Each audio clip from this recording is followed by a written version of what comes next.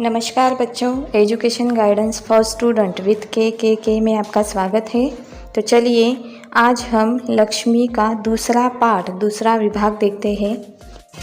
अगर आप मेरे चैनल पर नए हैं तो आपको 3 चीज़ें करनी है, लाइक, शेयर और सब्सक्राइब। तो चलिए हम पाठ की शुरुआत करते हैं। पहले विभाग में हमने देखा कि करामत अली लक्ष्मी को लेकर कितने चिंतित थे। इस विभाग में हम देखेंगे कि किस प्रकार करामत अली लक्ष्मी की समस्या को दूर करने का प्रयास करते हैं। तो चलिए पाठ की शुरुआत करते हैं।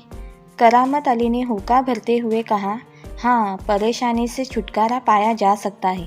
बहुत आसान तरीका है, लक्ष्मी को बेच दिया जाए।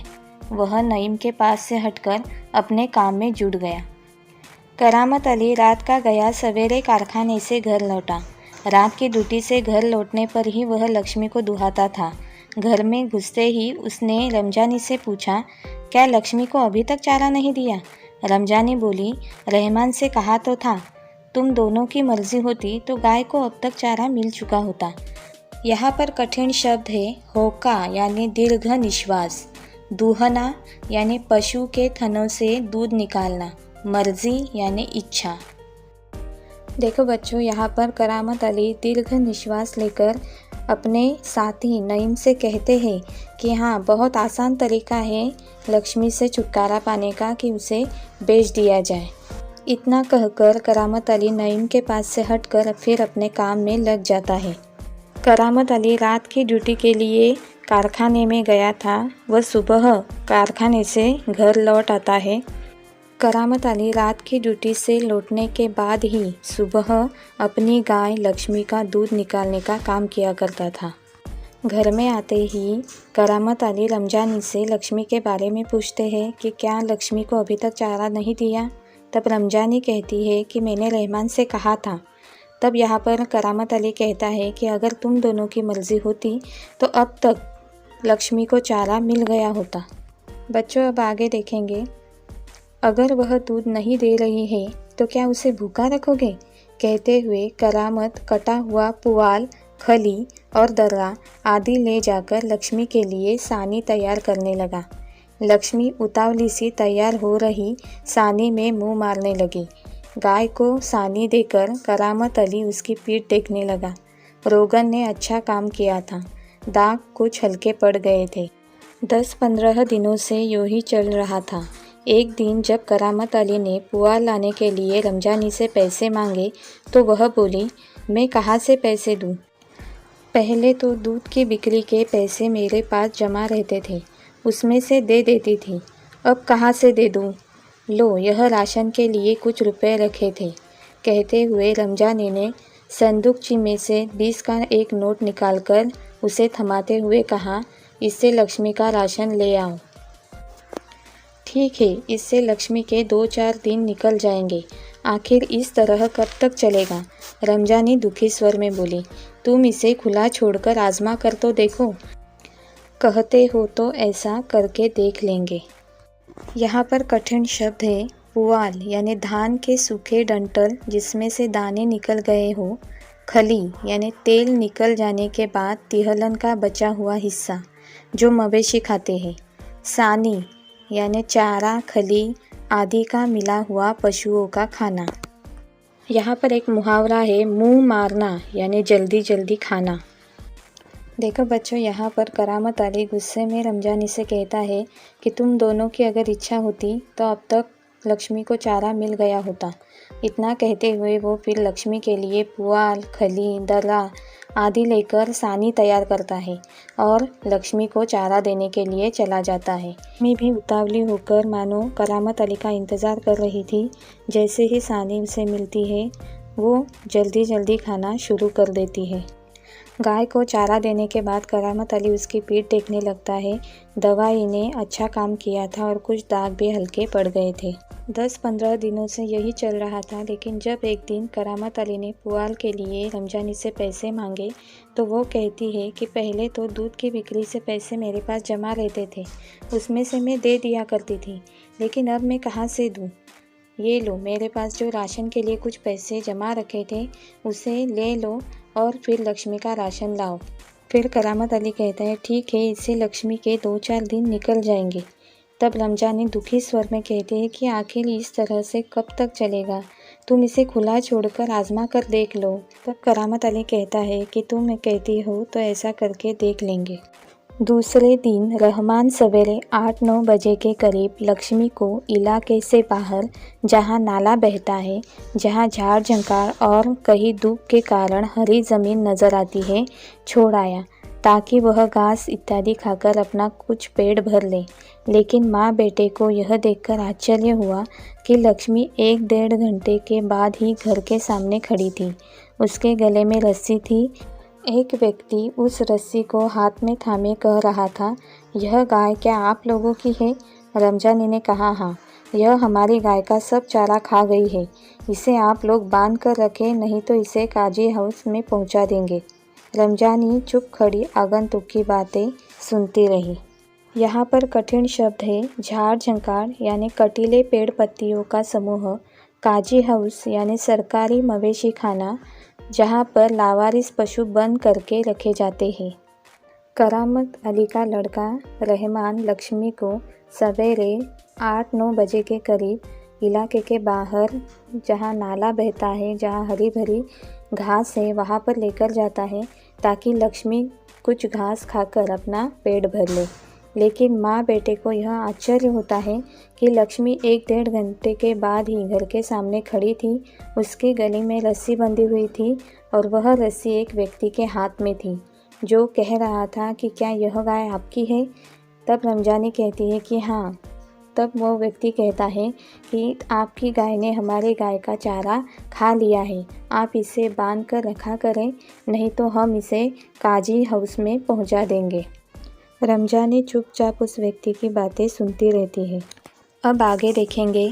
दोपहर बाद जब करामत अली ड्यूटी से लौटा और नहा धोकर कुछ नाश्ते के लिए बैठा तो रमजानी उससे बोली, मेरी मानो तो इसे बेच दूँ। फिर बेचने की बात करती हो, कौन खरीदेगा इस बुढ़िया को? रहमान कुछ कह तो रहा था, उसे कुछ लोग खरीद लेंगे। उसने किसी से कहा भी है, शाम को वह तुमसे मिलने भी आएगा। करामत अली सुनकर खामोश रह गया। उसे लग रहा था सब कुछ उसकी इच्छा के विरुद्ध जा रहा है, शायद जिस पर उसका कोई वश नहीं था। करामत अली यह अनुभव करते हुए कि लक्ष्मी की चिंता अब किसी को नहीं है, खामोश रहा। उठा और घर में जो सूखा चारा पड़ा था उसके सामने डाल दिया। यहाँ पर कठिन शब्द है खामोश रहना, चुप रहना, वश न रहना, बस में न होना। देखो बच्चों, दोपहर के बाद करामत अली जब ड्यूटी से लौट कर आता है तब नहा धोकर वो नाश्ते के लिए बैठा था। तब रमजानी उससे कहती है कि आप मेरी बात एक मान लीजिए, लक्ष्मी को बेच दीजिए। तब करामत अली उससे कहता है कि इस बूढ़ी गाय को कौन खरीदेगा, तुम क्यों इसे बेचने की बात कर रही हो? तब रमजानी कहती है, रहमान कुछ कह रहा था कि कुछ लोग इसे खरीद लेंगे, वो आपको शाम को मिलने आ रहे हैं। यह सुनकर करामत अली खामोश रह जाता है, चुप रह जाता है। उसे लगता है कि अब उसके बस में कुछ नहीं है, सब कुछ उसकी इच्छा के विरुद्ध जा रहा है। करामत अली यह अनुभव करता है कि अब इस घर में लक्ष्मी की किसी को चिंता नहीं है। वो घर वहाँ से उठता है, घर में जो सूखा चारा पड़ा था वो उसके सामने डाल देता है। अब आगे देखेंगे। लक्ष्मी ने चारे को सूंघा और फिर उसकी तरफ निराशापूर्ण आंखों से देखने लगी, जैसे कहना चाहती हो, मालिक यह क्या, आज क्या मेरे फाकने को यह सूखा चारा ही है, दर्रा खली कुछ नहीं। करामत अली उसके पास से उठकर हाथ मुंह धोने के लिए गली के नुक्कड़ पर नल की ओर चला गया। 7-8 बजे के करीब रहमान एक व्यक्ति को अपने साथ लाया। करामत अली उसे पहचानता था। इससे पहले कि कुछ औपचारिक बातें हो, करामत अली ने पूछा, क्या तुम गाय खरीदने आए हो? उसने जवाब में कहा, हाँ।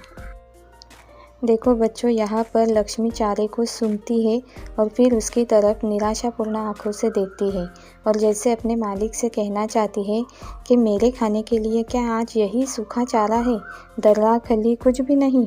करामत अली लक्ष्मी के पास से उठकर हाथ मुंह धोने के लिए गली के नुक्कड़ पर नल की ओर चला जाता है। 7-8 करीब रहमान एक व्यक्ति को अपने साथ लेकर आता है। करामत अली उसे पहले से ही पहचानता था। इससे पहले कि वो उससे कुछ और बात करे, करामत अली उससे पूछ लेता है कि क्या तुम गाय खरीदने आए हो? तो वो जवाब देता है हाँ। आगे देखेंगे, बूढ़ी गाय है, दूध वूध नहीं देती तो क्या हुआ? तुम इसे लेकर क्या करोगे? मैं कहीं और बेच दूंगा। यह तुम्हारा पुराना धंधा है, मैं जानता हूँ। मुझे तुम्हें गाय नहीं बेचनी। करामत मियाँ ने उसे कोरा जवाब दे दिया। रमजानी करामत के चेहरे के भाव भांपती हुई बोली, क्या यह भी कोई तरीका है? आने वाले को खड़े खड़े दुत्कार कर भगा दो।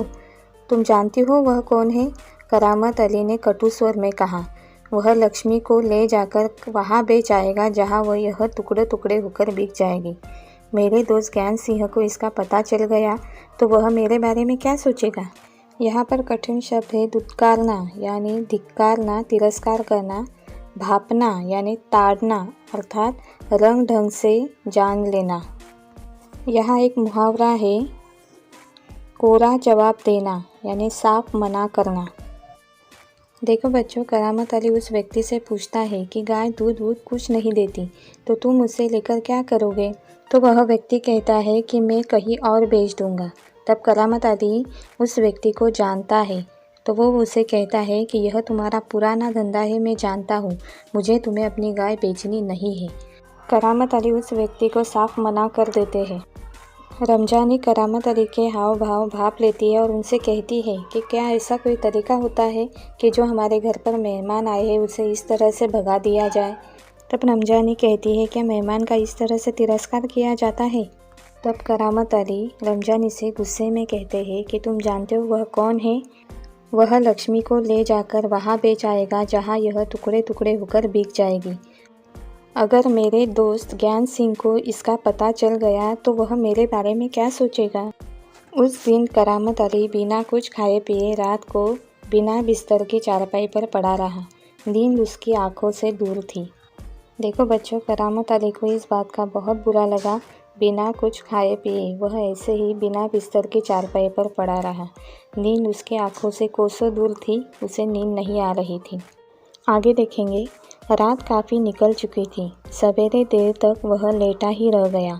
कुछ देर बाद करामत अली ने चारपाई छोड़ी, मुंह हाथ धो घर से बाहर निकल पड़ा। लक्ष्मी के गले से बंधी हुई रस्सी खूंटे से खोली और उसे गली से बाहर ले जाने लगा।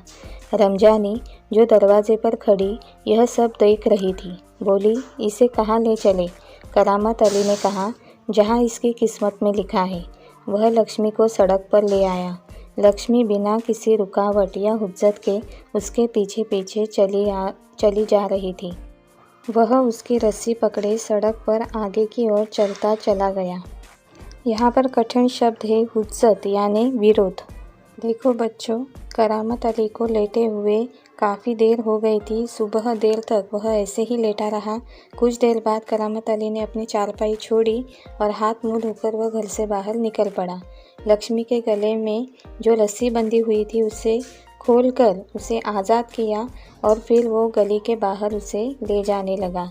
रमजानी दरवाजे पर खड़ी होकर यह सब देख रही थी। वो पूछती है कि आप इसे कहाँ ले जा रहे हैं? तब करामत अली उसे कहते हैं कि जहाँ इसकी किस्मत में लिखा है। वह लक्ष्मी को सड़क पर ले आया। लक्ष्मी भी बिना किसी रुकावट या किसी विरोध से उसके पीछे पीछे चली जा रही थी। वह उसकी रस्सी पकड़े सड़क पर आगे की ओर चलता ही चला जा रहा था। अब आगे देखते हैं। चलते चलते कुछ क्षण रुककर वह बोला, लक्ष्मी चल, अरे गौशाला यहाँ से 2 किलोमीटर दूर है। तुझे गौशाला में भर्ती करा दूँ। वहाँ इत्मीनान से रहना। वहाँ तू हमारे घर की तुलना में मज़े से रहेगी। भले ही मैं वहाँ न रहूँ, पर जो लोग भी होंगे मेरे ख्याल में तुम्हारे लिए अच्छे ही होंगे। मैं कभी कभी तुम्हें देख आया करूँगा। तब तू मुझे पहचानेगी भी या नहीं, खुदा जाने। कहते हुए करामत अली का गला भर आया। उसकी आंखों में आंसू उतर आए। चल लक्ष्मी चल, जल्दी जल्दी पैर बढ़ा। और वह खुद किसी थके मांदे बूढ़े बैल की तरह भारी कदमों से आगे बढ़ने लगा। यहाँ पर कठिन शब्द है गौशाला यानी जहाँ गाय रखी जाती है। इत्मीनान यानी भरोसा, विश्वास। चलते चलते करामत अली कुछ क्षण रुक जाता है और लक्ष्मी से कहता है कि चल लक्ष्मी, यहाँ से गौशाला 2 किलोमीटर दूर है। मैं तुझे गौशाला में भर्ती करा दूँगा और मुझे पूरा विश्वास है कि तू हमारे घर की तुलना में वहाँ ज़्यादा मज़े से रहेगी।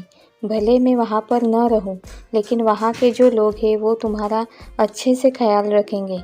मैं भी कभी कभी तुम्हें देखने आया करूँगा, लेकिन तुम मुझे पहचानोगी या नहीं ये तो भगवान ही जाने। इतना कहते हुए करामत अली का गला भर आता है, उसकी आंखों में आंसू उतर आते हैं और वो लक्ष्मी से कहता है कि चल लक्ष्मी चल, जल्दी पैर बढ़ा। लेकिन खुद किसी थके मांदे बूढ़े बैल की तरह भारी कदमों से आगे बढ़ने लगता है। इस तरह से करामत अली को अपनी इच्छा के विरुद्ध जाकर भी लक्ष्मी को गौशाला में छोड़ना पड़ता है। देखो बच्चों, इस कहानी में कहानीकार गुरुबचन सिंह ने एक और मित्र को दिए गए वचन के पालन पर बल दिया है, तो दूसरी ओर प्राणी मात्र के प्रति दया भावना को प्रतिपादित किया है। कहानी में दर्शाया गया है कि अनुपयोगी हो जाने के बाद भी पालतू प्राणियों की उचित देखभाल करना आवश्यक है। देखो बच्चों, यहाँ पर यह पाठ समाप्त हो जाता है। पाठ के अंत में मैंने कठिन शब्द दिए हैं, मुहावरे दिए हैं, उनका लेखन अवश्य करें। अगर वीडियो अच्छा लगे तो लाइक, शेयर और सब्सक्राइब ज़रूर करें। मिलते हैं अगले वीडियो में नए पाठ के साथ।